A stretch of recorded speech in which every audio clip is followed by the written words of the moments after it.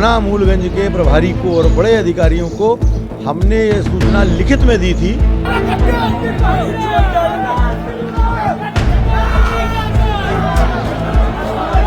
घटना में घायल होना मतलब पथराव में कोई घायल नहीं हुआ तो क्या ये कोई आधार है क्या?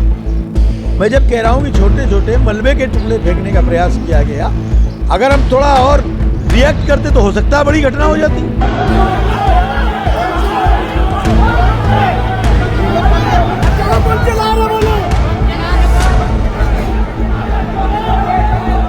मैं कानपुर के मूलगंज इलाके में मौजूद हूँ, जहाँ कल भगवान राम की शोभा यात्रा निकल रही थी। उस शोभा यात्रा में पथराव किया गया। आपको दिखाऊं, इन्हीं छतों से पथराव किया गया। जो शोभा यात्रा में लोग शामिल थे उनके ऊपर, उसमें एक युवक घायल है। करण सैनी नाम है युवक का, वो घायल है। हालांकि पुलिस ने उसको उपचार के लिए भेज दिया है। आपको बता दें कि जो हिंदू संगठन है लगातार वो गुस्साए हुए हैं। उन्होंने कहा था कि पहले ही पुलिस को आगाह कर दिया था कि पिछली बार भी यहाँ पर जो पथराव की जो घटना है वो हुई थी। उसको देखते हुए पहले से ही वो पुलिस को आगाह कर रहे थे। उनका कहना था कि जो छतों पे पत्थर पड़े हुए हैं वहाँ पर पुलिस की तैनाती की जाए, लेकिन उनकी बात पुलिस ने नहीं मानी।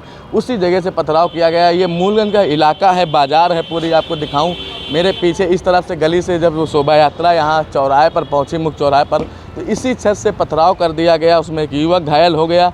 हालांकि हिंदू संगठनों ने कैसे करके मामले को मैनेज किया। उसके बाद में उन्होंने शोभा यात्रा निकाली, फिर पुलिस को शिकायत की। मौके पर भारी पुलिस बस की तैनाती कर दी गई है।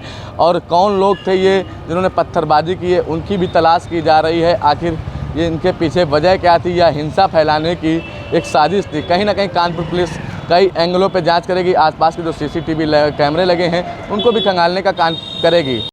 सच्चाई यही है कि पथराव किया गया, हल्के फुल्के मलबे के टुकड़े ऊपर से फेंके गए जिसमें भगवान राम का रथ निकल रहा था।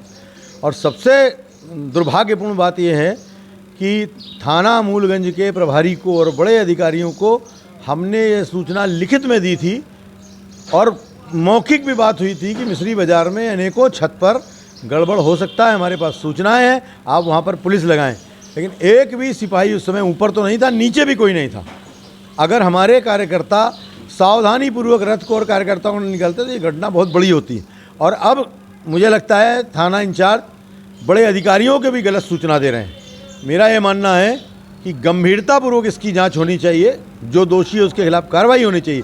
सिर्फ वही नहीं जिसने ये घटना कारित की है, वो पुलिस वाले जिन्होंने शिथिलता दिखा करके और अपने कर्तव्य को पूरा नहीं किया, उनके खिलाफ भी कार्रवाई होनी चाहिए। अधिकारियों का ये कहना है कि ना तो कोई घायल हुआ है, ना जो पत्थर, मुझे लगता है घायल हो गया है। करण सोनी नाम का एक कार्यकर्ता घायल हुआ है और उसी की मेडिकल कल पुलिस ने ही ले जाकर कराया। आज उसका एक्सरे भी हो रहा है। और घटना में घायल होना मतलब पथराव में कोई घायल नहीं हुआ तो क्या ये कोई आधार है क्या? मैं जब कह रहा हूँ कि छोटे छोटे मलबे के टुकड़े फेंकने का प्रयास किया गया, अगर हम थोड़ा और रिएक्ट करते तो हो सकता है बड़ी घटना हो जाती।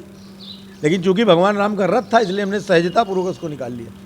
एक बात और सामने आई है, इस दौरान जो अधिकारी हैं वो लगातार सख्ती करे हुए हैं। कल रावतपुर में भी यही हुआ, 8 यात्राएं जो शोभा यात्राएं थी वो कैंसिल हो गई। देखिए, मुझे लगता है इसमें वहाँ के स्थानीय कुछ मूर्धन्य लोग, जिसे कहना चाहिए कि जो बने हुए हैं बड़ी अम्मा, ये उनका दोष है। मुझे लगता है वहाँ जो डीसीपी हैं उनके व्यवहार के कारण मामला बिगड़ा। कमिश्नर साहब ने भी प्रयास किया, हम सब ने भी बात की, लेकिन नाराज़गी इतनी थी कि लोगों ने यात्रा नहीं निकाली। ये भी दुर्भाग्यपूर्ण है। यहाँ इस यात्रा में भी विवाद हो गया था लाउड स्पीकर के हुआ, लेकिन क्योंकि हमें अपनी यात्रा निकाली तो हमने बिना लाउड स्पीकर के निकाली।